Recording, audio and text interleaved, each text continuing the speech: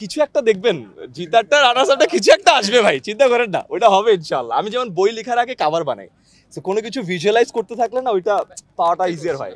ও তো অনেক বেশি পড়ুয়া, আমার থেকে অনেক বেশি ব্রিলিয়ান্ট ছাত্রছাত্রী, সো ও মানে স্টুডেন্ট, তো ওর লেখাপড়ার দিকে ঝোঁক বেশি, আমার তো খেলার দিকে ঝোঁক বেশি। আমি চেষ্টা করতেছি ওকে আস্তে আস্তে একটু জিমের দিকে আনা, ফিটনেসের দিকে আনা। রিসেন্টলি ও যোগা শুরু করছে, আস্তে আস্তে আমার পথে ইনফ্লুয়েন্স করতেছি। আজকে প্রথম ম্যাচ, হ্যাঁ কেমন হবে কি মনে করছেন? আমি তো খুব এক্সাইটেড। আমাদের এইবার টিমে খুব ইন্টারেস্টিং প্লেয়ার আছে। সুমন ভাই আছে, ব্যারিস্টার সুমন, সুখন ভাই আছে, আফ্রিদি আছে, শফিক আমার ফ্রেন্ডরা আছে, আজরাফ আছে, রাফসান সাহেব আছে। সো আমরা খুব এক্সাইটেড, আমরা অনেকে একসাথে খেলি। সো এইখানে সবার সাথে একসাথে খেলার সুযোগ হচ্ছে, আরও অনেক সেলিব্রিটির এখানে আসছে। সো ওভারঅল খুব এক্সাইটেড। সুমন ভাই তো প্র্যাকটিসে ছিল না, তার সাথে কম্বিনেশনে কোনো সমস্যা হবে? সুমন ভাই আমাদের লাস্ট প্র্যাকটিস মিস করেছে, আজকে উনি আনফর্চুনেটলি আসতে পারে নাই, তার কারণ হলো উনি ওনার কনস্টিটুয়েন্সিতে আছে। বাট মজার ব্যাপার হলো আমরা যখন প্র্যাকটিস করছিলাম, যখন সুমন ভাই কল দিয়ে বলছে যে আমার তোমরা প্র্যাকটিস করো, আমি এখানে সিলেটে প্র্যাকটিস করতেছি।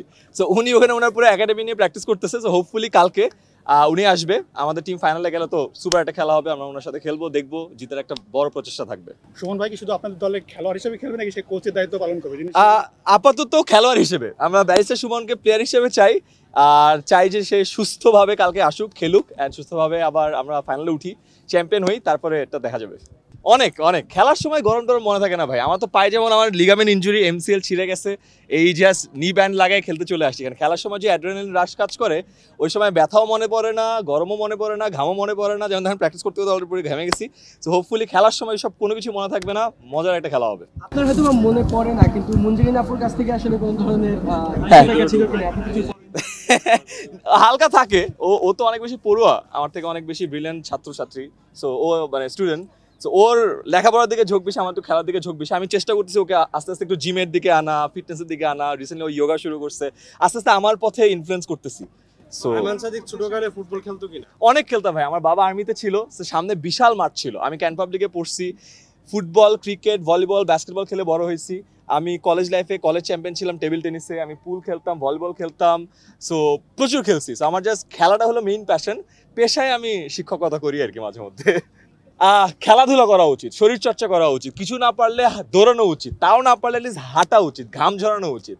মানুষ আসলে ডেস্ক জব করার জন্য মানে জন্ম হয় নাই, মানুষের একটু দৌড়ঝাঁপা দরকার আছে। ফর মিলিয়ন্স অফ ইয়ার্স মানুষজন দৌড়াই আসছে, গায়ে গতরে কাজ করে আসছে, রাইট? আমরা এই জেনারেশন আমরা অনেক ডেস্ক জব করে দেখবেন কোমরে ব্যথা, মাজা ব্যথা, হাঁটু ব্যথা, সব কিছুতে ব্যথা। তো আমাদের মনে হয় যে খেলাধুলার প্রতি আগ্রহী হওয়া উচিত। অ্যান্ড এইটার কারণে আমি এই পার্টিকুলার টুর্নামেন্টটাকে অনেক বেশি পছন্দ করছি, বিকজ অনেকেই মানুষগুলোকে ফলো করে, তাদেরকে খেলতে দেখলে হয়তো তারাও ইন্সপায়ার্ড হবে, খেলবে, না পারলে দৌড়াবে, না পারলে হাঁটবে, কিছু একটা করবে। So that's the message to the young generation. 10 minute স্কুলের মধ্যে কি 10 মিনিট স্পোর্টস আসবে কিনা? ইচ্ছা ছিল, আমার টিম করতে দেয় নাই।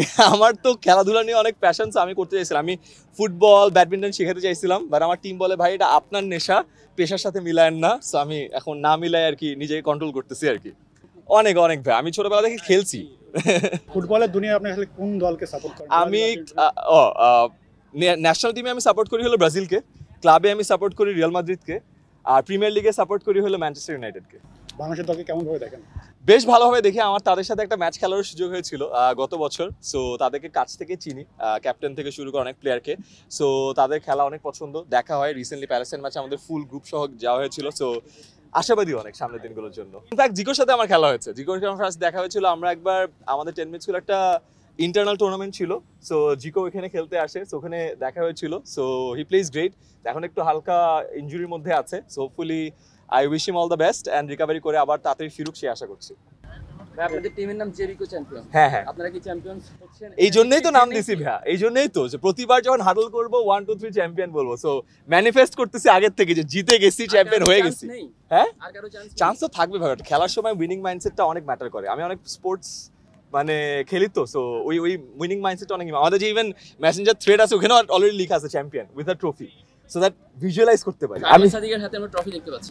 কিছু একটা দেখবেন, জিতারটা রানার্স আপটা কিছু একটা আসবে ভাই, চিন্তা করেন না, ওইটা হবে ইনশাল্লাহ। আমি যেমন বই লেখার আগে কাভার বানাই, সো কোনো কিছু ভিজুয়ালাইজ করতে থাকলে না ওইটা পাওয়াটা ইজিয়ার হয়। না না না, রাফসান কিন্তু কিপার না, রাফসান কিন্তু ফুটবল খেলে। ও কিন্তু আমার জুনিয়র আইবিএতে, সো রেগুলার ফুটবল খেলে, হিজ আ ডিফেন্ডার। ওরও ইনজুরি আছে লিগামেন্টে, এটার কারণে ও এখন যেহেতু খেলতে পারতেছে না অফ ফিল্ডে, এই কারণে ও কিপিং করতেছে। আর খুব ভালো খেলে, ফুলি গোল হবে না ইনশাল্লাহ। ভালো থাকবেন, আসসালামু আলাইকুম, থ্যাংক ইউ সো মাচ।